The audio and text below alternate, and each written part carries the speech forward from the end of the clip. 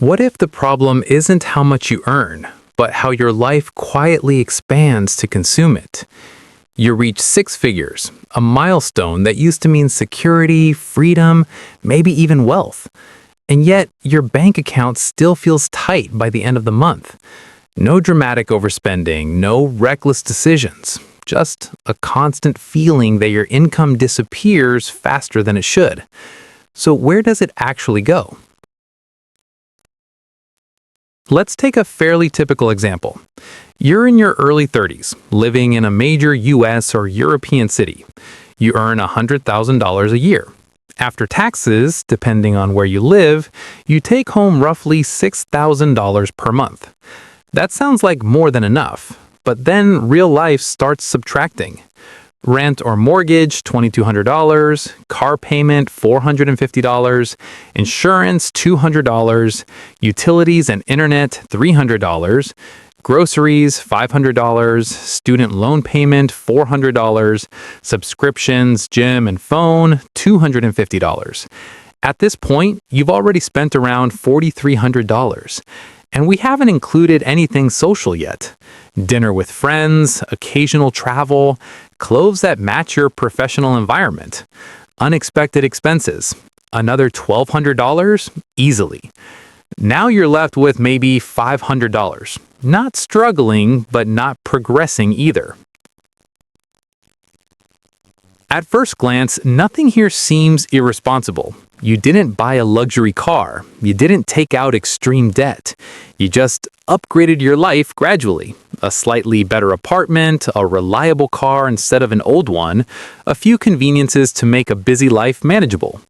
Each decision made sense on its own, but combined, they created something else entirely. A fixed lifestyle that now depends on your income staying exactly where it is.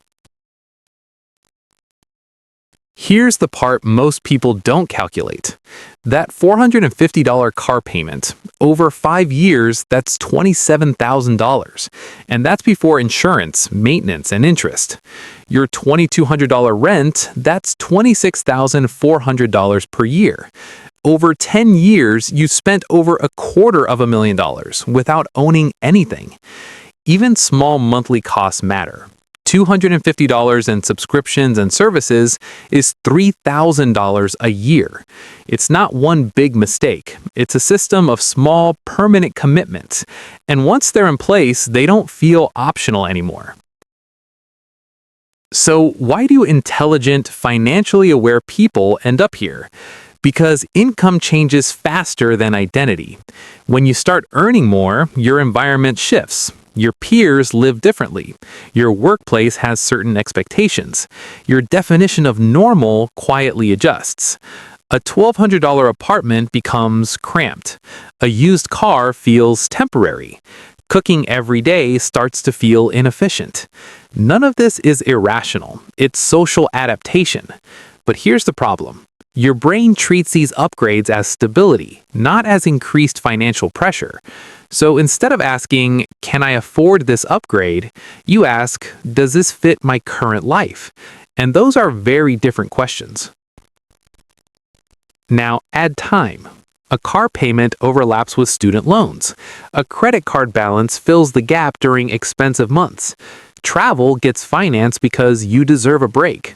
Each layer by itself is manageable, but together they create a structure where your income is already assigned before you earn it. That's what paycheck to paycheck really means at higher incomes. Not a lack of money, but a lack of uncommitted money. If nothing changes, this doesn't collapse overnight. That's what makes it dangerous. Years pass, income increases slowly, expenses increase quietly alongside it. You feel stable, but not free. And then something small disrupts the system.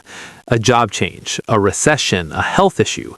Suddenly, the margin you thought you had isn't there, because it was never margin, it was timing. Different way to think. Financially intelligent people don't necessarily earn more.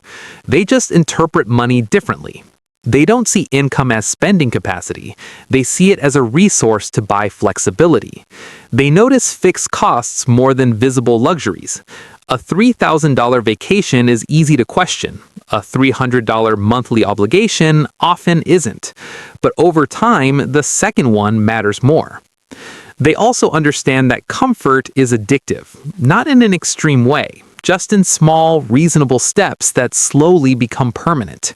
So instead of asking, "Can I afford this upgrade?" you ask, "What does this commit me to for the next 5 years?" This doesn't mean avoiding all spending. It means being selective about what becomes fixed. Because once something becomes a monthly obligation, it stops being a choice. And the more of those you have, the less control you actually feel, regardless of your income. So earning 100K and still feeling stuck isn't a contradiction. It's the natural result of a system where lifestyle grows quietly, that layers gradually, and financial decisions are made one reasonable step at a time. Nothing feels excessive, but everything adds up. And the solution isn't extreme restriction. It's awareness. Seeing the full picture, not just what you earn, but what your life requires you to keep earning. Because real financial progress doesn't come from making more money. It comes from needing less of it to maintain your life.